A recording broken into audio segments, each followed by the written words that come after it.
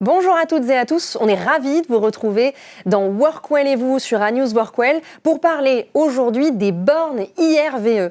Le durcissement des règles environnementales, notamment sur les flottes automobiles, pousse de nombreuses entreprises à s'interroger sur l'installation de bornes IRVE, infrastructures de recharge pour véhicules électriques, sur leur site. Mais une question revient sans cesse, qui doit payer ? Est-ce que c'est le bailleur ? Est-ce que c'est le locataire ? Et surtout, est-ce qu'on a réellement l'obligation d'agir immédiatement ? Pour en parler aujourd'hui avec moi autour de la table, on accueille deux expertes. On a Claire Touffet, qui est rédactrice en chef adjointe en santé et sécurité au travail aux éditions législatives. Bonjour Claire. Bonjour Claire. Éditions législatives qui fait partie du groupe Lefebvre Dalloz, éditeur juridique qui accompagne les professionnels dans le suivi de leurs obligations réglementaires et leur prise de décision. Bienvenue. Merci Claire. Et puis Flore Jacquin, à ma gauche, responsable juridique en baux commerciaux chez Nerium, un cabinet de conseil spécialisé dans la maîtrise de la dépense immobilière des entreprises locataires, je précise, présent en France et au Benelux. Bienvenue Flore. Merci. Et je précise également que vous êtes toutes les deux partenaires d'Agora Manager Group, donc je suis d'autant plus ravie de vous avoir avec moi autour de cette table. Alors on va commencer par Claire. Avant même de parler d'immobilier, de bornes, on va reprendre les choses du début. Il faut comprendre pourquoi les entreprises sont aujourd'hui sous pression. Quelles sont finalement les grandes étapes réglementaires qui ont conduit les entreprises à devoir verdir leur flotte ces dernières années ? Alors c'est depuis 2019 en fait, Claire, qu'il y a cette obligation de verdissement des flottes de véhicules, de plus de 100 véhicules. C'est la loi d'orientation des mobilités de 2019 qui a mis cette obligation en place. Donc comme je l'ai dit, c'est les 100 véhicules. Lorsqu'il y a le renouvellement des véhicules de la flotte, il y avait des taux à respecter avec une entrée progressive. À partir de janvier 2022, c'était 10% de la flotte lors du renouvellement qui devait être à faible émission. En 2024, 20%. Pour 2027, il était prévu un taux de 35% et de 50% en 2030. D'accord. On a ensuite eu la loi dite climat et résilience du 22 août 2021 qui est venue renforcer ces taux pour 2027 et 2030 en les faisant passer de 35 à 40% oui, pour 2027 et de 70% au lieu de 50% pour 2030. Ok. Donc vous voyez bien le renforcement de la réglementation.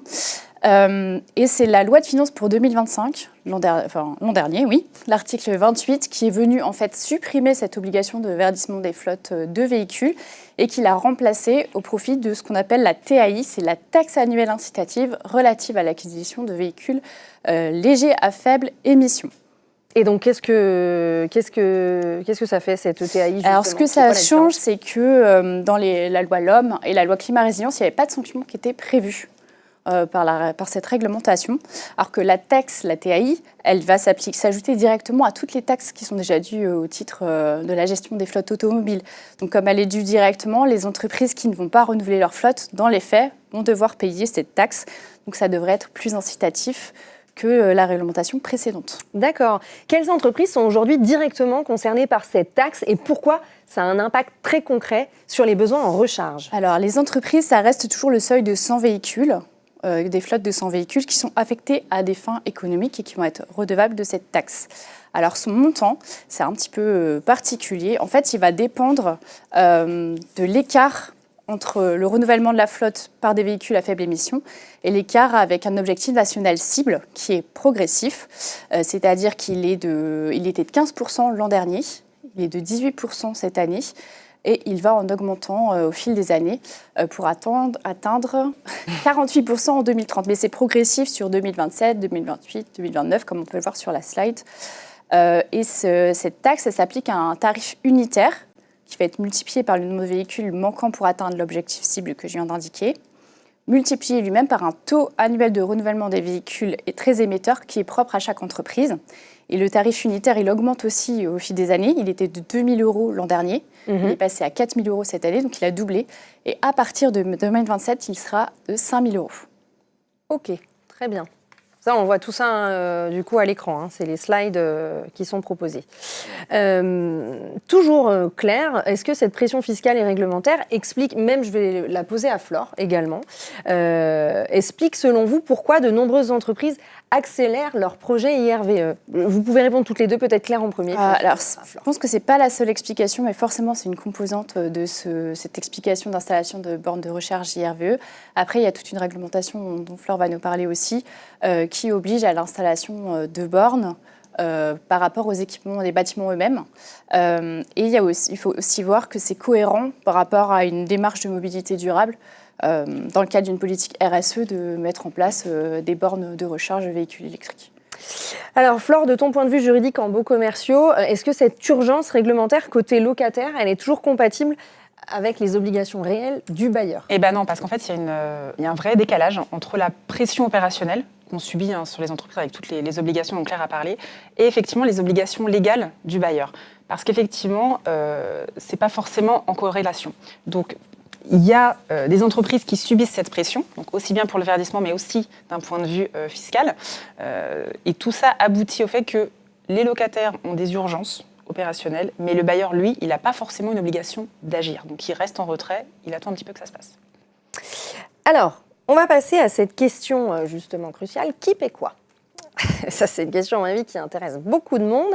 On va parler de prééquipement, on va parler d'équipement, des responsabilités que peuvent avoir les bailleurs et les locataires là-dessus.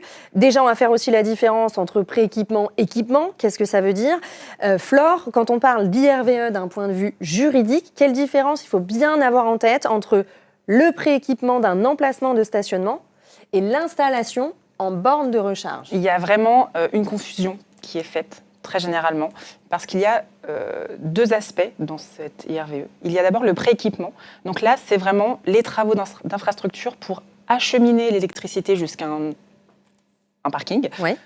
Ça va nécessiter potentiellement de faire des tranchées, des gros travaux lourds, de casser des murs, faire intervenir la génie civile. Donc il y a énormément de prestataires et d'interlocuteurs pour ça. Et à la fin, il y a cette borne qui est propre à chaque usage. Une prise, deux prises, l'ampérage, etc. Donc, il y a deux sujets. Et ces deux aspects-là n'entraînent pas ni les mêmes obligations d'un point de vue opérationnel, ni les mêmes enjeux financiers.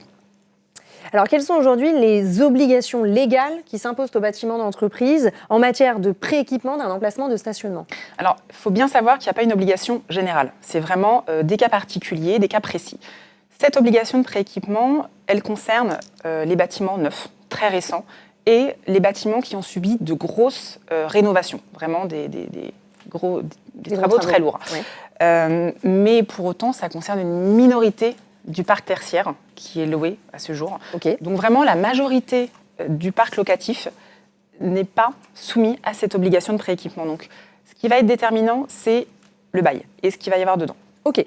Concernant l'installation de bornes de recharge en entreprise, dans quel cas, justement, c'est obligatoire, notamment pour les bâtiments qui existent depuis le 1er janvier 2025?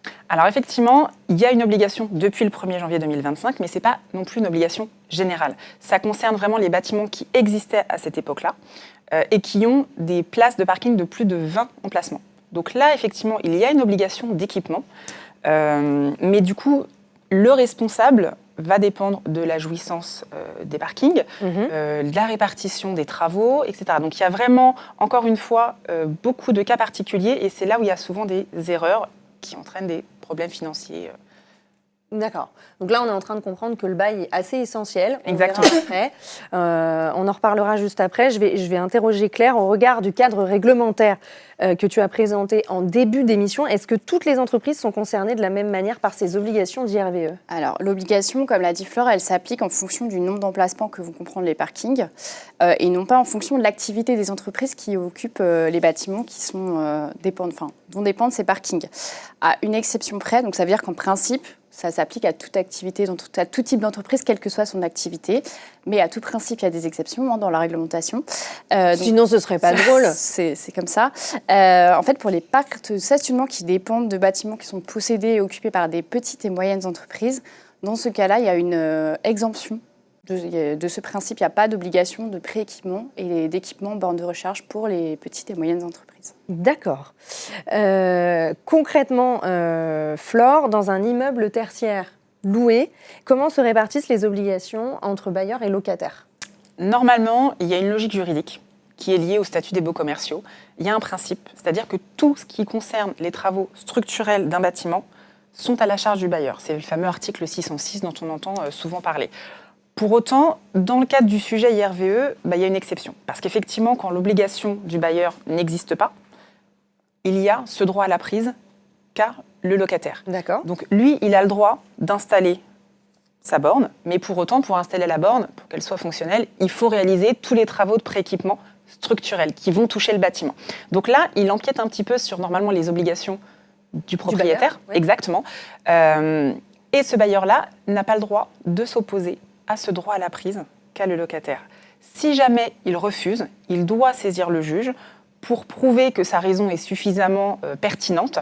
Par exemple, ça peut être des problèmes structurels, parce que le bâtiment est beaucoup trop vieux, le parking est trop loin, etc. Donc on peut imaginer plein de choses, mais il faut que ce soit validé par le juge. Donc vraiment, l'IRVE ne peut pas s'analyser avec un schéma classique rapport bailleur. Oui, c'est-à-dire que c'est du sur-mesure. Exactement. Est-ce que la loi dit clairement qui doit financer le prééquipement, du coup, qui doit financer les bornes ? On vient de voir que c'est du sur-mesure, mais C'est ça. bon, comment on fait du coup ? Ce serait trop facile. Il n'y a pas de payeur universel, donc ça, il faut bien le prendre en compte. On ne peut pas savoir, a priori, qui doit payer quoi. Donc c'est vraiment une analyse au cas par cas. La loi, elle pose le cadre général, les principes. Pour autant, qui doit payer, ça s'analyse au cas par cas, au regard du bail. Donc il faut vraiment analyser le bail avant d'entreprendre quoi que ce soit. Ok, justement, on en vient à cette troisième partie où on va parler du bail commercial et des leviers de négociation. On comprend bien là, effectivement, toute l'importance de ce bail commercial dans ces sujets d'IRVE. Comme tu l'as si bien expliqué, Flore, ça détermine qui fait les travaux, qui les finance, qui les amortit et ce qui se passe finalement en fin de bail. Est-ce que tu peux nous récapituler ce qu'il faut absolument vérifier dans son bail avant d'engager des dépenses liées aux bornes IRVE, et je pense qu'on ne le répétera jamais assez. Et je vais le répéter encore une fois, il faut avant tout analyser son bail principalement pour comprendre le contexte de la situation et savoir si on peut sécuriser son investissement.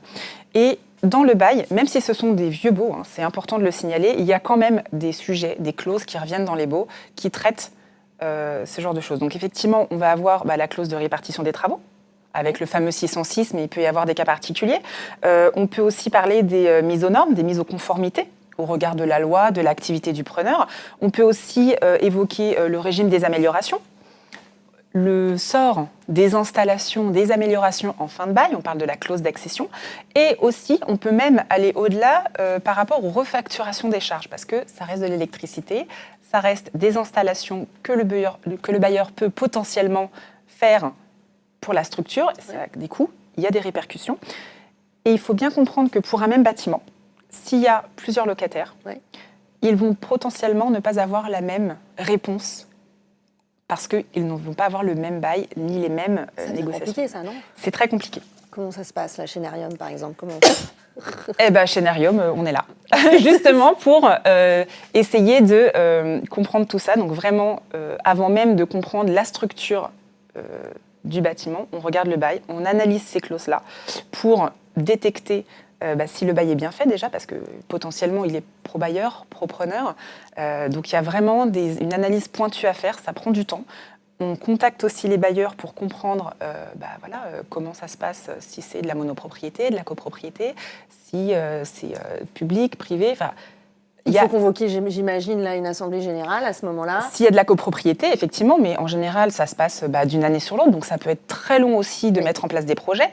Potentiellement, il y a des projets de copropriétaires, donc qui paye quoi, comment ils s'organisent, les tantièmes, etc. Vraiment, il y a des sous-sujets. Et vous êtes médiateur, vous, là-dedans. Exactement. Parce que déjà, on n'a pas toujours une bonne entente entre bailleurs et locataires. Et puis, entre plusieurs bailleurs et plusieurs locataires différents d'un même immeuble, ça peut être compliqué. C'est souvent très compliqué. Du point de vue des directions, Claire, environnement de travail, et puis aussi immobilière, c'est nos deux cibles. Et puis, on peut avoir des directeurs environnement de travail qui font de l'immobilier. Quels sont, selon vous, les risques à agir trop vite, sans audit préalable ? Alors, le fait de ne pas faire d'audit préalable, c'est un risque de ne pas répondre aux besoins des collaborateurs quand on est directeur immobilier, directeur environnement de travail. Parce qu'au-delà des obligations réglementaires qu'on a vues, ce qu'il faut vraiment analyser, s'il y a des besoins supplémentaires ou non de bornes IRVE dans un parking par rapport aux véhicules électriques, soit que ce soit la flotte, les véhicules de fonction, même les véhicules particuliers, des collaborateurs qui s'équiperaient en véhicules électriques et qui voudraient se recharger au travail. Donc savoir combien il y a de collaborateurs qui ont un véhicule personnel électrique, qui ont un véhicule qui on doit équiper. Si jamais on doit équiper dans le cadre du renouvellement de la flotte. Donc ça, c'est une analyse des besoins. On peut faire une cartographie des usages et des besoins des collaborateurs pour définir. Ça permettra aussi de définir la politique de mobilité plus générale, en fait, justement la politique de recharge, parce que si le collaborateur se recharge sur le site, est-ce que la recharge est gratuite? Est-ce qu'elle est payante? On peut aller plus loin parce qu'on peut installer aussi des bornes au domicile des collaborateurs. Donc il y a des questions fiscales aussi en termes d'avantages en nature. Enfin, il y a plusieurs choses à voir. Il faut vraiment avoir une bonne visibilité, une stratégie dans cette politique et une conduite de changement aussi à mener auprès des collaborateurs qui passeraient sur des véhicules électriques ou les inciter, leur montrer l'intérêt potentiel de passer sur ce mode de véhicule. Et pour le bâtiment lui-même, c'est aussi réguler l'usage des bornes, puisqu'en fait, pour éviter les véhicules tampons, donc vraiment mettre... Oui, que ça fasse pas la queue. Quelqu'un arrive, laisse son véhicule toute la journée et que ça ne puisse pas permettre aux autres collaborateurs de se recharger. Donc ça, c'est vraiment toute une stratégie, une politique à avoir. Alors les DET peut-être aussi avec les RH, parce qu'on voit les questions de fiscalité, d'avantages en nature, peut-être plus globales et même mobilité durable, comme j'ai indiqué. C'est vraiment dans ce cadre-là, RSE, qu'il faut avoir cette vision. Ok, très bien. Donc, on réalise cet audit, c'est pas obligatoire, mais c'est fortement recommandé. Et Flore, du coup, quels sont les principaux leviers juridiques dont disposent les entreprises locataires pour négocier avec leurs bailleurs? Alors déjà, il faut distinguer dans quel cas on se trouve. Parce qu'effectivement, le bailleur peut avoir une obligation de son côté. Et dans ce cas-là, on a juste à lui rappeler ses obligations pour qu'il agisse en tant que tel par rapport à ses obligations. Par contre, tout ce qui est autre cas, donc droit à la prise, où là, on a une marge de manœuvre. Marge de manœuvre, pourquoi? Parce que c'est là où on peut entrer en négociation, potentiellement agir sur OK, on veut bien prendre en charge les travaux, mais dans ce cas-là, on peut tenter une franchise, une baisse de loyer, des petits tips comme ça pour compenser. Exactement, un arrangement. Et c'est important de rappeler aux bailleurs qu'il y a un grand intérêt patrimonial à l'installation de ces bornes. Donc, potentiellement, le locataire, lui, il va partir tôt ou tard. Mais les bornes vont rester. Encore une fois, ça va dépendre de ce qu'il y a dans le bail, en fonction des clauses.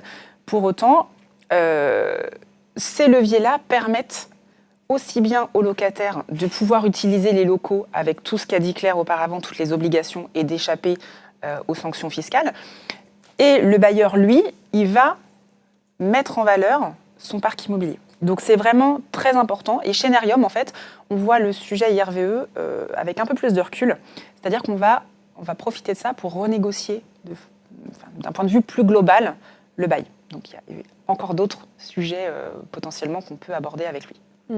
Moi, j'ai une question quand même, c'est qu'on voyait juste avant avec Claire qu'il fallait faire un audit préalable pour comprendre comment fonctionnait l'entreprise en fonction du nombre de salariés qui ont besoin d'une voiture électrique ou qui sont déjà équipés, etc. Mais si on passe à une autre entreprise et que le locataire change, ça peut chambouler les choses. L'équipement n'est plus le même. Alors oui, mais le prééquipement sera le même. Donc potentiellement, on peut changer la borne. Ouais. C'est beaucoup plus pratique que de changer un prééquipement, mais le prééquipement, lui, restera le même. Donc, si effectivement, il y a un système d'ampérage, de rapidité, pas rapidité, système de carte, parce qu'il y a potentiellement il y a des bornes avec, on paye carte bleue comme quand on va faire son plein d'essence, mais il y a des bornes qui sont un peu interactives, où on peut intégrer en fait les locataires et même avoir des sous-catégories avec tel ou tel usager. Et dans ce cas-là, il y a des refacturations qui sont faites. Donc en fait, effectivement, on peut changer la borne en tant que telle. C'est déjà beaucoup moins coûteux que de changer le prééquipement. Et comme ça permet de s'adapter aussi aux usages. Parce qu'il peut exister aussi des bornes, et on en parle moins souvent, mais pour les véhicules électriques, par exemple. Les véhicules de roues, j'entends. Ah oui. Les vélos, les motos, oui. Et c'est trottinettes. Trottinettes, exactement. Il y a tout un tas de véhicules électriques qui ont besoin d'être rechargés. Et ça peut avoir un impact aussi. Non, mais d'ailleurs, au niveau de la réglementation, comment ça se passe pour les trottinettes, les vélos? Il y a une obligation de recharge? Il me semble pas. Non. Alors, tu as toute une réglementation sur ces engins de déplacement personnel motorisés. Hein. C'est sous cette appellation-là qu'on a ces engins, mais il me semble pas qu'il y a d'obligation de recharge. Et pourtant, il me semble qu'il y avait des aides pour acheter des véhicules, enfin des vélos électriques. Oui, tout à fait. Oui, c'est plus une incitation à les Exactement. acheter qui diminue, comme les bonus, etc. Enfin, pour cette année, la loi de finances n'a pas encore été votée, donc on ne sait pas exactement. Mais ça va vers un abaissement des aides, même du bonus écologique. Hein, on l'a vu ces dernières années. Donc il me semble que le vélo électrique, il n'y a plus beaucoup d'aides s'il reste des aides. D'accord. Ouais. Mais pour autant, ça existe aussi. Et donc, en fonction de l'audit dont tu as parlé, Claire, et des habitudes des collaborateurs, potentiellement, il y a cet Parc aspect vélo, aussi à prendre en etc. compte. Ouais. Parce que tu peux aussi avoir des vélos de fonction. Tu as des entreprises Ah qui décident de passer au vélo de fonction, justement dans le cadre politique mobilité douce, de passer d'une voiture à un vélo. Ouais. Ok. Bon, on en saura plus cette année. A priori. J'espère. À quelle sauce on va être mangé? On ne sait pas. Est-ce que vous êtes déjà tombé, alors je posais la question à vous deux, mais peut-être plus Flore, est-ce que tu es déjà tombé sur des clients qui ont souhaité piloter eux-mêmes le projet IRVE et qui finalement ont fait appel à Nerium, un peu en catastrophe? Effectivement, certains clients subissent une grosse pression parce qu'ils se retrouvent un petit peu à faire dans l'urgence des installations de bornes, mais pas en ne passant pas par ces audits-là, aussi bien l'audit, on va dire, RSE, que l'audit technique. Donc ils arrivent, sauf que ça prend du temps de mettre en place, de trouver la bonne entreprise, de faire toutes ces études-là. Donc il y a une volonté d'aller vite, mais opérationnellement, ça coince. Et puis financièrement aussi. Pour autant, il y a vraiment un enjeu important en termes de qualité de décision. Et chez Nerium, on a l'habitude de dire il est urgent de prendre le temps. C'est une bonne phrase, ça. Eh bien, on va conclure avec cette phrase. Ça me paraît pas mal. En tout cas, on a bien vu dans cette émission que les bornes IRVE ne sont pas qu'un sujet technique ou environnemental, c'est un véritable sujet stratégique, juridique et financier pour les entreprises. Avant de se dire au revoir, je voulais quand même que vous laissiez la parole et que vous ayez un dernier mot sur ce sujet. Par exemple, Claire, quel message tu souhaiterais faire passer aux directions environnement de travail face à ces nouvelles obligations ? Alors, le message, ce serait que vraiment au-delà des obligations réglementaires qu'on a vues, l'électrification des flottes et par l'installation des bornes IRVE, ça peut être un sujet d'attractivité pour les DET. Comme j'ai évoqué, c'est important de définir la stratégie en la matière et les leviers qui vont encourager les collaborateurs à changer leurs habitudes et à passer sur l'utilisation des véhicules électriques. Très bien. Flore, quel réflexe juridique essentiel les entreprises locataires doivent-elles adopter avant de signer le chèque? Le recul juridique, ça c'est le premier point. Vraiment prendre du recul par rapport à toute cette situation et le bail. Et pas confondre l'urgence opérationnelle et les obligations légales du bailleur. Donc il faut vraiment bien distinguer ces deux choses-là et essayer de les mettre au même niveau. Et analyser le bail évidemment. Chez Nerium, nous on voit vraiment l'IRVE comme une stratégie immobilière, un levier financier immobilier et pas comme un coût subi du locataire. Eh bien, merci à vous deux. C'était vraiment un plaisir de parler de ce sujet avec vous, en plus du fait que c'était enrichissant et à mon avis, on a appris beaucoup de choses. Merci à vous tous de nous avoir suivis dans Workwell et vous sur A News Workwell et on se retrouve très vite pour un nouvel épisode.